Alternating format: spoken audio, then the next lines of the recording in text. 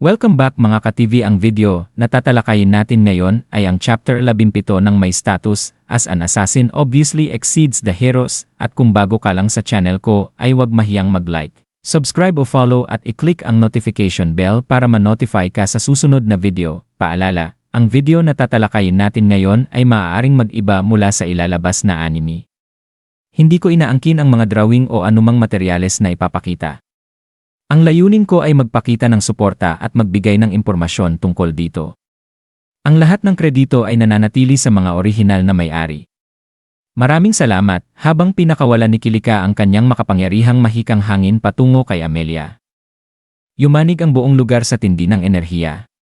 Mabilis at nakamamatay ang pag-atake, ngunit bago pa ito tuluyang tumama, naramdaman ni Knight, ang tapat na kasama ni Akira, ang matinding panganib.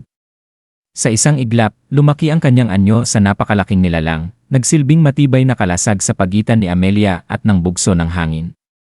Sa tulong ng kanyang lakas at bilis, naitabi niya si Amelia mula sa tiyak na kapahamakan, habang ang pag-atake ni Kilika ay dumurog sa lupang dating kinatatayuan ng dalaga.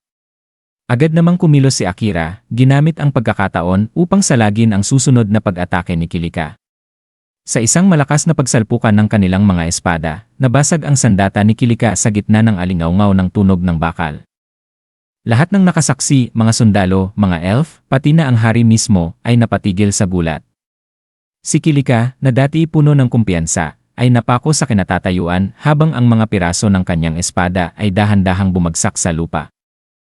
Sa gitna ng alikabok at usok, lumapit si Liam, suot pa rin ang determinadong mukha sa kabila ng pagod. Sa kanyang kamay ay isang sanga na kumikislap ng liwanag na tila banal. Amelia, tawag niya, iniabot ito sa dalaga. Kunin mo ito. Nagulat si Amelia at napahawak sa sanga. Ito ba ay? Tanong niya habang nanlaki ang mga mata. Tumango si Liam. Isa itong sanga ng banal na puno, ang puno na nagtataglay ng mahikang paglilinis. Pakiusap. Sa iyong mga kamay, iligtas mo si Kilika. Ang kanyang tinig ay puno ng pag-asa at sakit. Tumango si Amelia at ginamit ang kanyang gravity magic upang iangat ang bulaklak sa hangin. Dahan-dahang lumutang ito patungo kay Kilika, at mula rito ay lumaganap ang malamlam na liwanag na tila tumatagos sa bawat puso. Napatigil ang hari ng mga elf, ang ama ni na Amelia at Kilika, habang pinagmamasdan ang bulaklak. Iyan ba ay sanga ng banal na puno? Ang may taglay ng mahikang paglilinis. Bulalas niya sa pagkagulat. Habang kumakalat ang liwanag, unti-unting naglaho ang mahikang mesmerism ni Kilika. Ang mga taong dating kontrolado ng kanyang kapangyarihan ay nagsimulang magising. Ha? Ano nang ginagawa ko rito? Bakit ako nandito? Isa-isang nagising ang mga tao mula sa pagkakahipnotismo. Si Kilika naman ay napaluhod sa lupa, ramdam ang unti-unting pag-alis ng kanyang mahika. Ang mesmerism ko nawawala. Bulong niya habang bumabagsak ang kanyang espada sa tabi. Lumapit si Akira at tumingin sa kanya, malamig ngunit may halong awa. Kilika, mahinahon niyang sabi. Talo ka na. Ang mga salitang iyon ay tila punyal na tumusok sa puso ni Kilika. Napaiyak siya, ang kanyang luhay bumuhos habang nanginginig ang tinig. Bakit? Ano bang mali sa akin? Bakit ako palaging hindi sapat? Sigaw niya sa gitna ng hikbi. Si Liam lang ang tanging kumilala sa akin, siya lang. Pero siya pa ang pinili bilang kasintahan ni Amelia. Ang tanging taong ayokong mawala.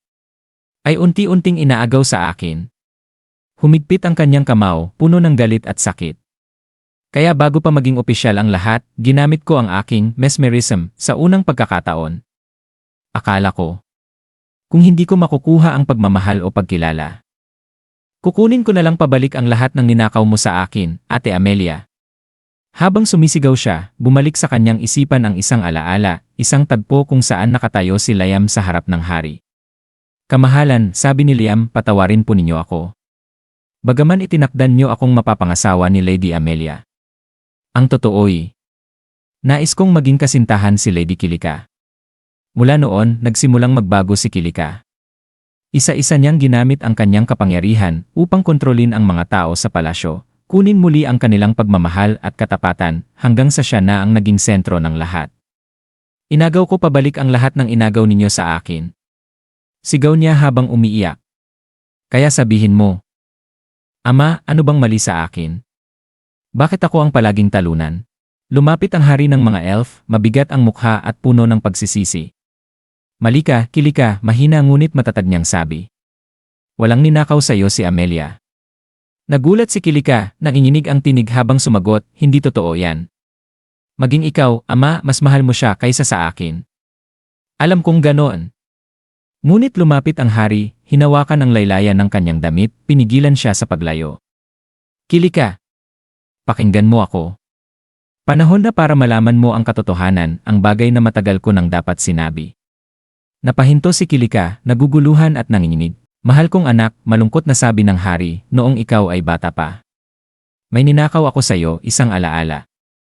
Nanlaki ang mga mata ni Kilika. Ano? Ginawa ko ito dahil sa maling akalang iyon ay pagmamahal ng isang magulang, paliwanag ng hari, nanginginig ang tinig.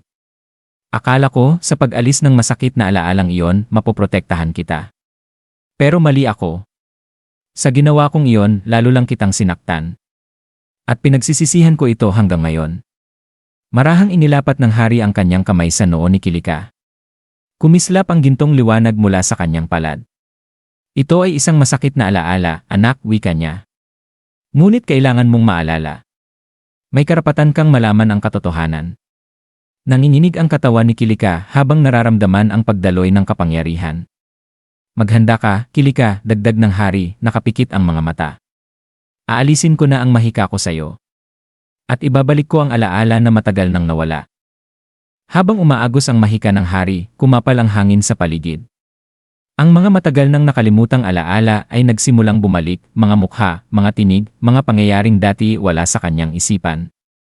Sa wakas, ang katotohanan na matagal nang itinago sa kanya ay muling bumubuo sa kanyang alaala, at ang bigat ng mga taon ng galit at selos ay unti-unting nagiging isang mapait na pag-unawa. At dito nagtatapos ang Kabanata 17 ng may status as an assassin obviously exceeds the hero. Gusto niyo ba ng chapter 18? Mag-comment na sa baba at maraming salamat.